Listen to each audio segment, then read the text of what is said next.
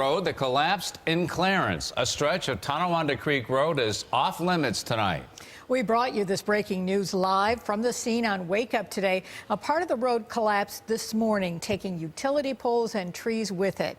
This isn't the first headache for drivers on Tonawanda Creek Road. We did some research and found several areas where the road needed repairs, serious repairs. News 4's Al Vaughters is here to tell us what he found. Al? Well, Jackie and Don, in the last 10 years along Tonawanda Creek Road in Clarence and Amherst, no less than 3 collapses of the road or the roadbed that required closures. Many of the folks who live along the creek have seen this latest calamity coming. Well, last night I noticed. Pat Hartwick says she's seen the edge of the road giving way for years and has even petitioned local officials to fix it. Then she got a call from her friends. This morning they called me and said, "Did you look out your front window?" Yeah. I says, "No."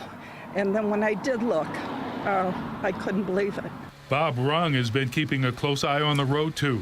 We've been watching it for the last couple of years, and people up and down the street have been calling the county and writing letters and knew it was going to happen, but it's going to be a mess. When the roadbed along Tonawanda Creek Road between West Falinger and Northfield gave way, it took power lines and mailboxes with it. But fortunately, only one customer lost electricity. The road itself hasn't failed right now, but it's right up to the edge of the road, and there's probably a 10-foot vertical failure plane.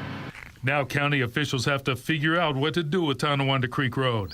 10 years ago, less than a mile to the west, a 5-mile stretch of the road was closed after a landslide left the pavement in shambles. It took the county nearly 5 years and $3 million to fix it. Back in 2009, Charles and Jody Morphy's home slid down the embankment and into the creek. They lost almost everything. My heart is broken. It just, outside of the death of an immediate family member, it's the worst thing I've ever had to go through. 4 years ago, the bike path collapsed along Tonawanda Creek at New Road, and other lesser collapses have also occurred over the years. I don't want a 4-year fix. The last time we washed out down there, we were without a road for 4 or 5 years, and that gets a little frustrating. Now, that section of Tonawanda Creek Road in Clarence, about a quarter-mile long, is now closed to all through traffic and will stay that way for the foreseeable future. Public Works officials are bringing in a consultant to check the soil and other factors to figure out what's next for that area of Tonawanda Creek Road. Al Vaughters, News 4.